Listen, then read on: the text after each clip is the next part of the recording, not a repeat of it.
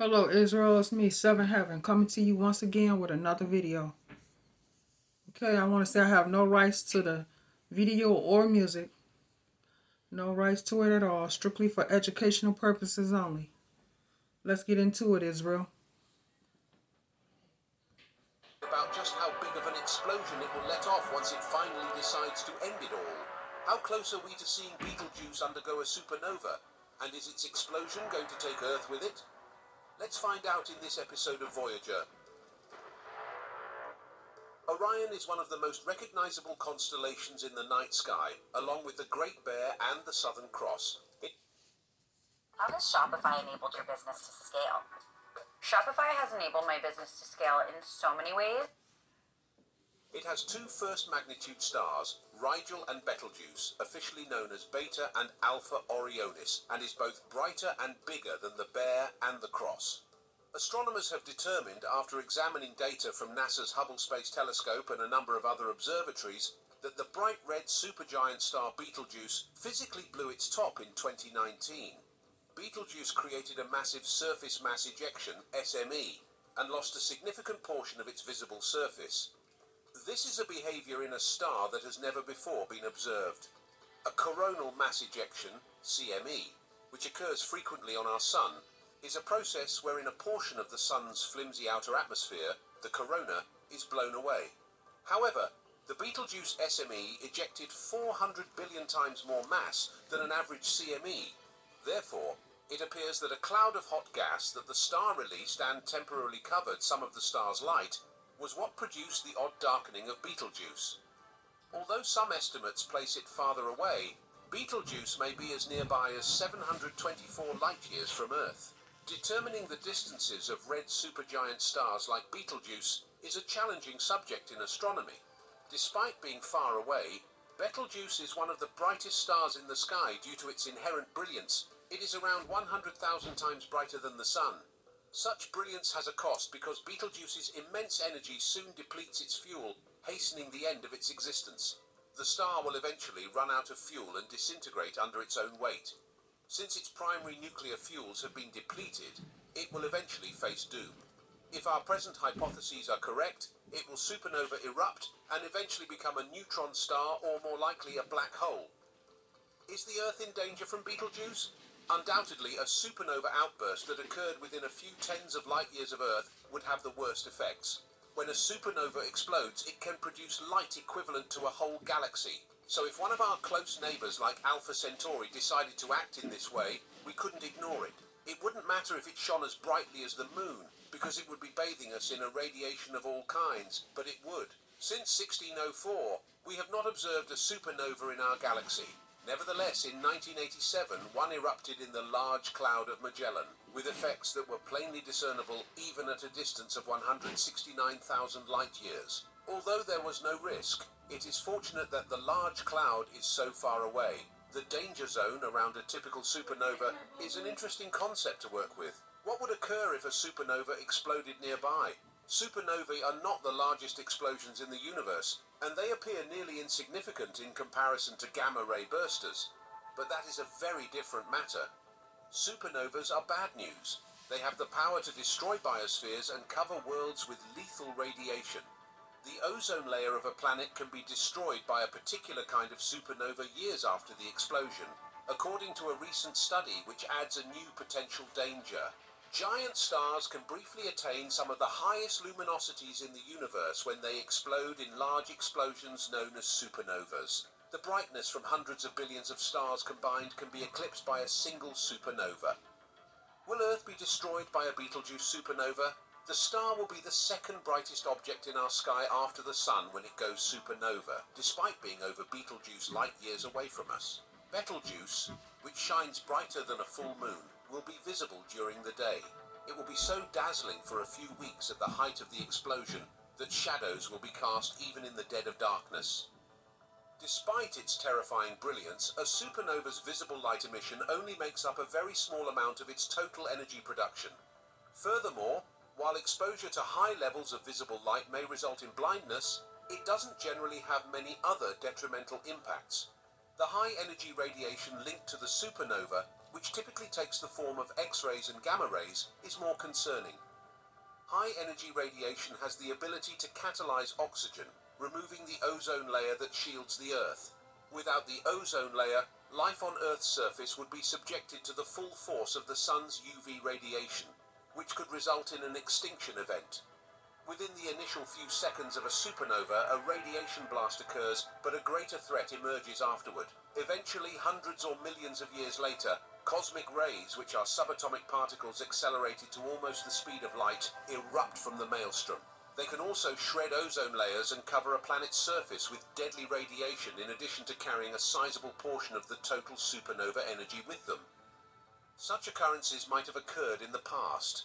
Significant levels of iron-60, a radioactive isotope of iron created only in supernovas, are found in deep-sea cores and lunar regolith, according to analysis. Iron-60 is a sign that Earth was recently struck by supernova ejecta, possibly within the last few million years. Astronomers have previously determined that we are pretty safe. There are no close supernova candidates that can endanger life on Earth based on the dangers posed by gamma rays and cosmic rays. But astronomers have discovered a fresh possible risk. A specific type of supernova has the potential to emit deadly radiation that is additional, long-range, and dangerous to worlds like Earth. When a star nearing the end of its life is surrounded by a substantial disk of material, a specific class of supernova arises. A shockwave arises after the initial supernova explosion and strikes that disk. The shockwave causes the disk to become extremely hot, which in turn leads the disk to generate a lot of X-ray radiation. This radiation has a high energy density and a very long range of travel. The brightest X-ray supernovas... Seen it twice. Sick of the same old streams. It's all the same.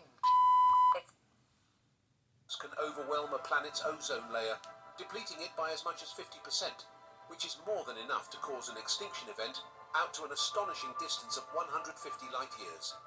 Such supernovas would deliver a lethal 1-2 blow. A fragile planet would be bombarded by X-rays months or years after the initial outburst. The cosmic rays would then arrive hundreds or thousands of years later and complete the task before the biosphere had time to recuperate and replace its protective covering. Thankfully, no candidate X-ray supernova has been found to be close to Earth, but the galactic habitable zone, the area in each galaxy where life can exist, is now subject to additional restrictions as a result of this research. Star formation is insufficiently high in a galaxy's farthest regions to produce the elements needed to generate rocky planets. However, the dense centers of stars, where stars live and die quickly, are equally fatal because frequent supernovae irradiate the area around them. According to the new research, the galactic habitable zone's inner boundary is likely located further from the galaxy's core than previously thought. Earth is located in one of the galaxy's safest neighborhoods, despite occasionally being hit. What time will Betelgeuse go off? Most likely it won't occur during our lifetimes. However, nobody actually knows when it will blow up. It might occur today or in 1 million years. What will the supernova explosion of Betelgeuse look like from Earth? The Earth's biosphere won't be affected, but that doesn't guarantee that nobody will notice. According to Goldberg and Bauer, Betelgeuse will light for more than 3 months after its explosion at a brightness comparable to the half moon, which is 9 times fainter than the full moon. A single point would contain all of this brilliance. As a result, it would seem like a very bright beacon in the sky that you could see during the day and that would throw shadows at night. It would be inevitable, and everyone on the planet would be fascinated by it. The supernova would be visible to people in the daytime sky for around a year, and as the supernova remnant dims, it would be visible to the human eye at night for several years. Orion will not have its left shoulder by the time it fades completely. Although the stellar explosion is not a major concern, the supernova could nevertheless have some unexpected effects on Earth. For instance, many animals rely on the moon for navigation and find artificial lights to be confusing. It might be disruptive to add a second object that is as brilliant as the moon. Not only would wildlife be disrupted, but strangely, astronomers themselves would struggle. Astronomical observations are already challenging. For a while there wouldn't be a dark time. It would be difficult enough to study Betelgeuse. Their instruments would be damaged by the intense light.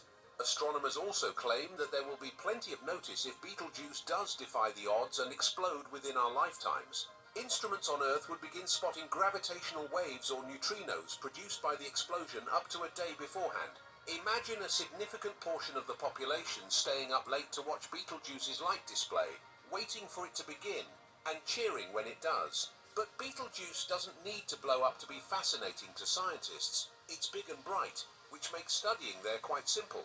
Astronomers find it fascinating because they may examine a star that is getting close to the end of its existence in great detail. The physics inside Betelgeuse's interior structure is fascinating. It is based on what scientists already know about the star and similar stars that they have made their best prediction as to what is happening right now. That study indicates that Betelgeuse's brightness may be altering for a variety of causes. Some astronomers even think that multiple dimming mechanisms may be in action simultaneously. Near the conclusion of their lives, red supergiant stars begin to swell and form expanding envelopes of gas and dust as their nuclear fuel runs out, and the star's brilliance increases as its envelope expands. But a star like Betelgeuse can dim and brighten in other ways as well. Additionally, red supergiant stars have vast convective cells on their surfaces that are similar to much larger variations of those on our Sun, and are where hot material rises from the star's interior due to turbulence. A portion of that material violently explodes into space as it reaches the surface, creating a massive radioactive belch that can momentarily alter the brightness of the object.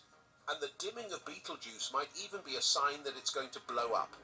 Usually, as material emerges from the surface of a dying star, it collides, making the star shine brighter. It's also possible that this substance is shrouding the star, which would make it fainter. Regardless of its underlying origin, the peculiar behavior should ultimately reveal fresh information about red supergiant stars' final moments. And everyone on Earth will be in the front row. In conclusion, Betelgeuse will eventually erupt as a supernova. If and when it does erupt, it will appear bright enough to us on Earth to glow during the day. Thanks for watching another episode of Voyager. While you're still here, make sure to click the video on your screen for more mind-blowing All right, Israel. videos about Much space. love.